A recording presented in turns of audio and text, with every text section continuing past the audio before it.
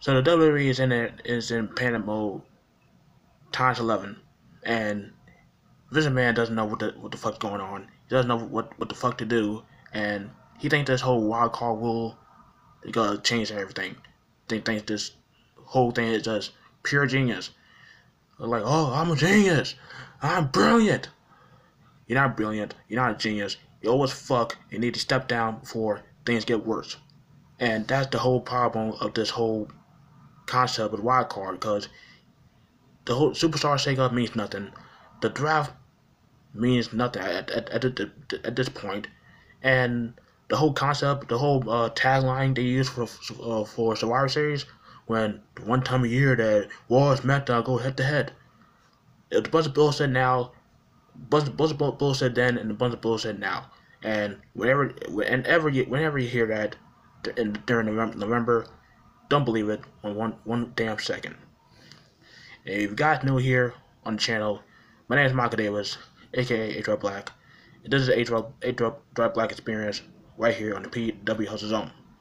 Now, I want to talk about this whole wild card concept nonsense, because I was holding off for a little bit. I didn't want to do this video, but I feel like I need to do it to get this off my chest. I feel like I need to do this so I could give you my perspective, as I would say, and my thoughts on this whole stupid concept that not gonna save WWE not one bit.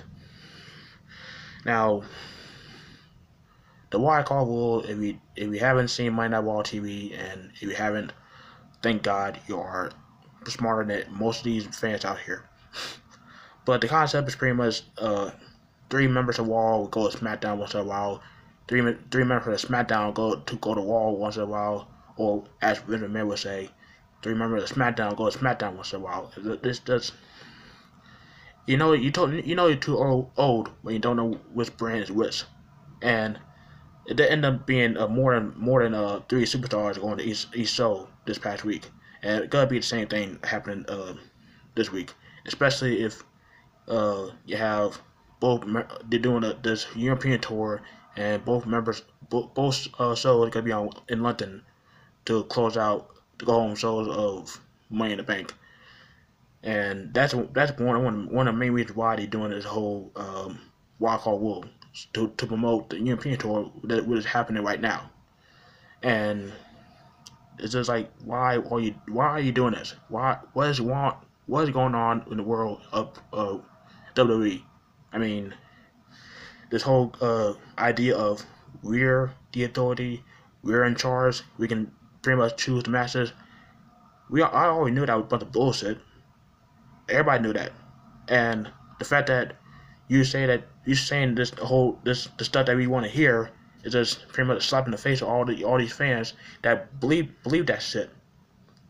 And it just, I don't get why you would say that, even though it's not gonna happen.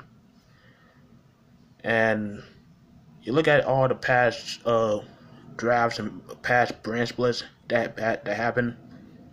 Look at all the stars that benefited from that brand split when the draft first came back. Dean Ambrose drafted to SmackDown as WWE champion, ended up becoming IC champion later on. Becky Lynch, first ever SmackDown Women's champion. Alexa Bliss, 2-time SmackDown Women's champion. Bray Wyatt, SmackDown Tag Team champion and WWE champion. And let's not forget the obvious one, AJ Styles, 2-time United States champion, 2-time WWE champion, which second reign he held it for over a year. Most of his title matches were against the same people 5 times. He still held the championship for over a year, so I can't knock that accomplishment. But the biggest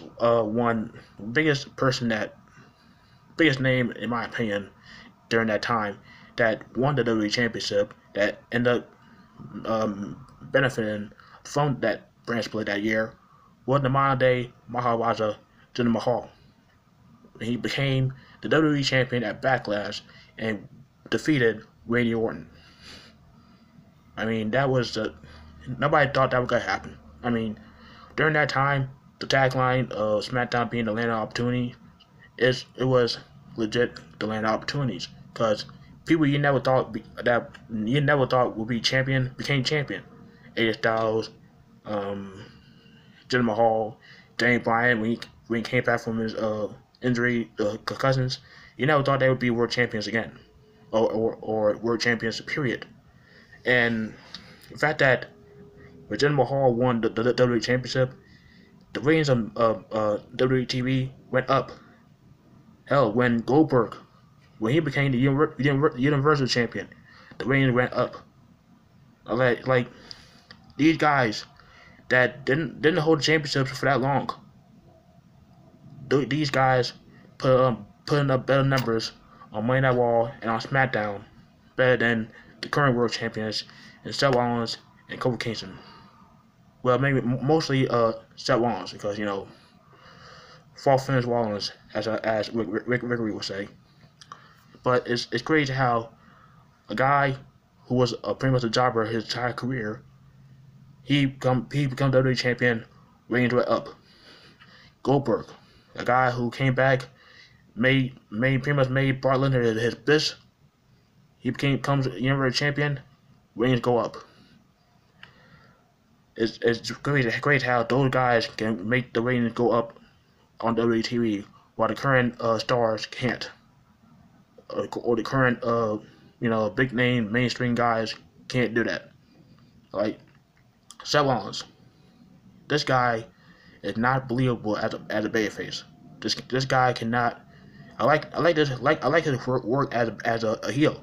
I mean, watching him as a babyface made me realize that this guy should have been a heel all the way through. He should just stay heel and not turn babyface at all because his babyface run is awful. It's just pure god awful. And Kofi Kingston, I can't knock him as a WWE champion. I mean, I can't because even though this title reign might be short, but it's damn well sweet in my opinion because this guy's a fight champion as we saw this past Monday and Tuesday, defeating Dan Bryan in the WWE Championship and defending his WWE Championship against Dan Bryan on Monday Night Raw, and defeating AJ Styles and Sami Zayn, two Raw guys on SmackDown in Triple Threat. And it's like this guy who spent 11 years in the WWE, almost winning every championship there is. He won the WWE Championship, and he is still the same guy that worked his ass off for 11 years, busting his ass every week, every time any championship he held, he was the same guy, working his ass off, busting his ass, proving to everybody that he deserves to be champion. And that's how I like about Kofi Kingston. And yeah, he should stop throwing the pancakes, stop twerking, because he should be taking a serious role as WWE champion. But that I mean, people can say what they want. I mean, you can't knock the fact that he is WWE champion, and that accomplishment is not gonna go away anytime soon. I'm just saying. Well, let's talk about the man, Becky Lynch, real quick before I wrap this up. It seems like the straight fire has gone, slowly getting put out, and because saying to people that wanted Becky Lynch to become a women's champion, become the Raw SmackDown Women's Champion at WrestleMania, are the same people now that want to see her take those titles taken away from her. And that's what bandwagon fans do. As soon as they see the next big thing, next hot thing going on, they jump on it. They want that person to be champion. And as soon as that person is champion, they want that person to be champion right away. They want that person to take that title, to get the title off them right away. And it's crazy how that many bandwagon marks out there that wanted Becky Lynch to be champion. Now she's the champion, and they want her to lose those titles to either Charlotte or Lacey Evans of all people. Lacey fucking Evans. I mean, this is why WWE had the issue of building those new stars, because you could have easier to just bring up Shayna Baszler, and you gotta have a huge feud between Shayna Baszler and Becky Lynch. But no, you didn't want to do that. Instead, you want to have a woman who has no wrestling skills whatsoever. She cannot wrestle to save her life. Just because she can throw a moonsault doesn't mean shit. You can't wrestle whatsoever. So you look like, first of all, you build like a fucking man, just like Charlotte. I'm just saying. That's why I call Lacey Evans Charlotte Flair's sister, because they look similar, similar build, similar looks, and only difference is because Charlotte Flair actually can wrestle, and she actually has popularity. She actually has I wouldn't say charisma, but she has more value than Lacey Evans. I'm just saying. And for Charlotte, I mean, Charlotte, she's Charlotte. She gotta be Charlotte. I mean, she gotta be Ric Flair's daughter. She gotta get all the opportunities that all she wants. And yeah, she can wrestle, but at the same time, I want her to get these opportunities because of her wrestling ability, not because she asked for it, not because she's Ric Flair's daughter. Just go out there and earn it. I don't care. I don't care you're a heel.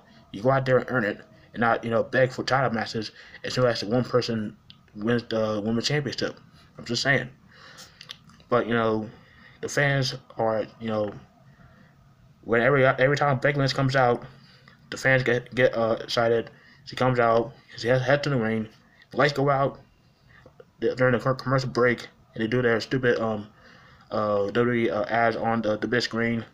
But as soon as the commercial break is over, they expect the fans to go out and just go crazy for Becky Lynch again and again. It's not gonna cut it. They gotta get bored. They're getting bored already. It's not Becky Lynch's fault. It's not. I'm not blaming Becky Lynch. I like Becky Lynch, but it's not. It's just they purposely trying to have the fans not caring, not giving a damn about Becky Lynch anymore, and that sucks because I'm liking Becky Lynch. I don't know about her holding the championship, being the double champion for long, because I have a feeling that they gotta put the world title on Lacey Evans. That's my biggest fear of Money in the Bank. They gotta have Lacey Evans become the Raw Women's Champion, but they gotta have her retain the SmackDown Women's Championship against Charlotte Flair, and I don't want to see that. I don't. I'd rather have Charlotte be a 10-time Women's Champion than Lacey Evans being the Raw Women's Champion. I'm afraid that's gonna happen in Money in the Bank. But let me know down below what your thoughts are on this whole wild card rule. Do you like it? Do you hate it? Do you think it's stupid? Do you think it could be successful? Let me know down below in the comments. And till next time, like this video, leave a comment, subscribe for more. Tap the bell to YouTube out. You don't miss any of my videos. And make sure you check out the Hidden of Marks Pro Wrestling podcast this week, where I preview the Best of Super Juniors with my boy Michael Jargo, and it was a lot of fun. You want to hear my positions on that? You gotta listen to the podcast to find out. I'm not doing anything off on that video. Go listen to the podcast. Go listen to the entire podcast, not just me on it. Listen to the podcast from start to finish, talking about the wild card rule. They talk about NXT Takeover 25, and they also talk about all kinds of stuff, all things professional wrestling all around the world. And don't go check those guys out. Make sure you follow them on Twitter at ATM PW Pod. Go follow Michael Jargo at Not Jargo, and follow Rick Vickery at The Real RBV. And also follow my guys, the PW Hustle crew. Follow the Professor Tabella Cruz at PROF PW Hustle. Follow H.R. Brown at H.R.X.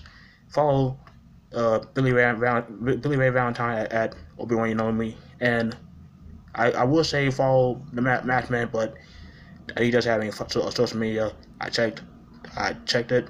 He doesn't have no social media. So My apologies. But until next time, I'm Michael Davis, HR Black. I'm out.